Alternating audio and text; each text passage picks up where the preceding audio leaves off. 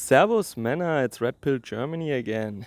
Today I want to talk a little bit about the aftermath of the elections in Brandenburg and Sachsen that we had earlier this month, in the beginning of the month. I covered the results already, and I might go into a little more detail when the election in Thüringen has also taken place.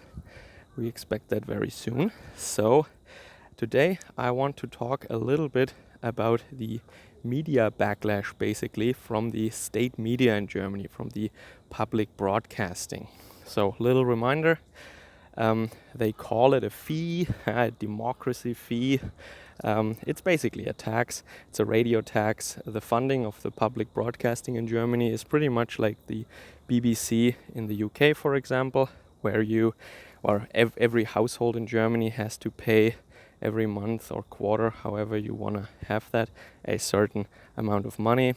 And it doesn't matter if you want that, or if you even have a TV or not, or if you use their services and watch these programs. It doesn't matter, you pay anyway. So these people can do whatever they like. They can even insult the people, they can mock the people, it doesn't matter. And they are, of course, doing that in the interest of the elites, of the ruling parties, globalist elites. That's what it is. It is Angela Merkel's own private media empire, if you want to. Okay, so what did they say? Of course, they framed the AfD as a far right-wing party, and the AfD, of course, says that no, we're not far right. We are just a normal conservative party. Our positions were still mainstream in the 90s, blah, blah, blah. That is a material for another video. The key word here is bürgerlich, which means, in the UK you would say middle class.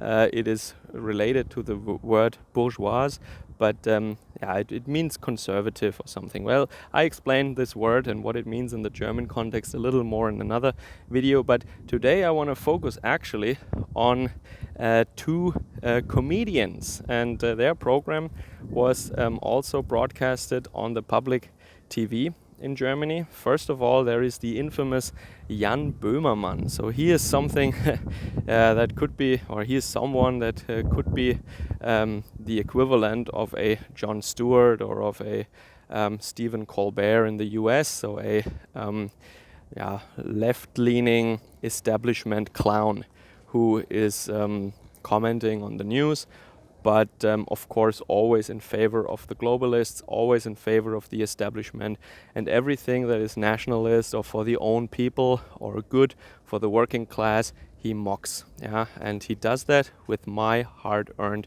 tax euros, of course, even though I don't really want to support him. That is not a nice feeling, I can tell you. So what did he say? He said that Saxony can only be saved now by a coalition of the Red Army and the Royal Air Force. Ha ha ha ha ha.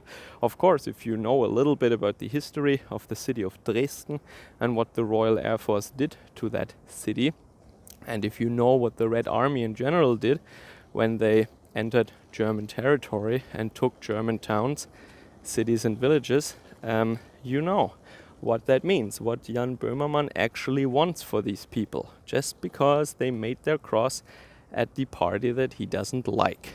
Okay? And then another young, self-appointed comedian, a young girl whose name I don't remember. She looks like a child still, actually, like a schoolgirl. She did some kind of a stand-up program. Nightwish is the format, I think.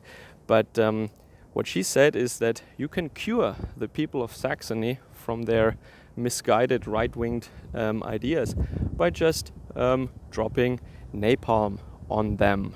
Yeah, very funny. It's an illegal substance, of course. That would be a crime.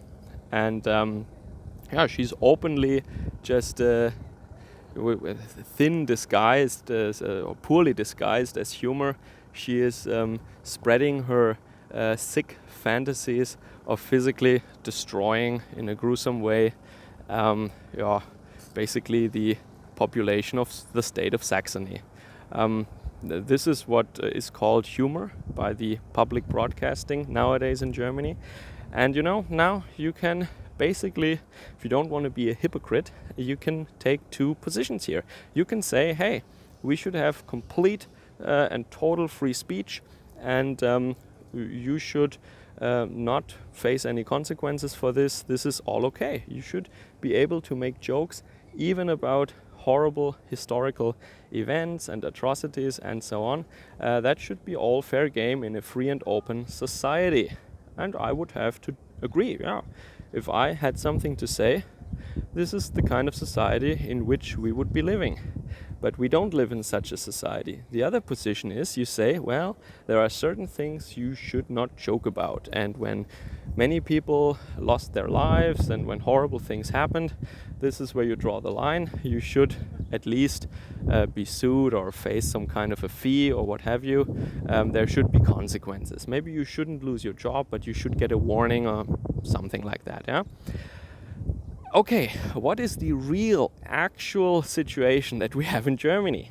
If I made a much, much more harmless joke about other events that happened roughly in the same time, around the same time, and the people who suffered from that were a certain Middle Eastern tribe, let's say, I would not only lose my job, I would go to jail for a couple of years. And I would no longer be able to find a job in Germany, period. Yeah, we have strict laws against that. They are selectively enforced, of course. Yeah? If you make jokes about Armenians, I don't know what the Turks did to the Armenians. See, I don't even know what happens then. But if you joke about a Middle Eastern tribe that you all know all too well, yeah, then I go to jail. But if you make jokes about this in the same way, and even worse, when the target of the joke are just people from Saxony, normal Germans, yeah, then you you get applause, and you're even funded by the public broadcasting service, yeah, and this should be protected by free speech. Isn't that funny? So the real situation that we have in Germany is actually that as long as you're on the side of George Soros, as long as you're on the side of the Clintons, of Angela Merkel and so on, then everything is fine. You can do whatever you want. You can smear, you can joke about horrible events, you can wish openly in the public, you can fantasize about destroying entire tribes, and Saxons are a German tribe. It's an ethnicity, yeah? Some people say German is an ethnicity. I say no. I say being a Saxon, being a Bavarian, being a Brandenburger, a Swabian, these are actual tribes, okay? So this is actually a very serious matter. But the reality in which we live is that it is just enforced one-sidedly. If you're with the globalists, you can do whatever you want. If you are for the people of Europe, if you are for the working class, if you are for the free determination, self-determination of European people, then you say a single word and you're in jail. Okay? And this is just what I wanted to relate to you guys, what is going on in Germany, what passes as humor in 2019 and is even state funded, or no, I should say funded with my tax euros every month. This is what the German people have to endure, and you can only wonder why they haven't really revolted against this yet, because the situation as it is, when the public broadcasting that we fund is actually spreading these strange and shocking violent fantasies. Maybe they want to prepare for something, some drastic event, I don't know. Be that as it may, this is basically just what I wanted to talk about. But I'm not really here to make this video. I am here to enjoy this wonderful city, Kokura. You've just seen the castle and the Yasaka shrine that's right next to it. I will visit those right now. But before, I'm going to this very futuristic shopping mall and I try to get some good Japanese food. maybe not Starbucks or Freshness Burger, even though Freshness Burger is not even bad. But I'm gonna try to find on the 4th level here some nice Japanese food from the area. Alright, catch you guys again later. Servus, Kameraden.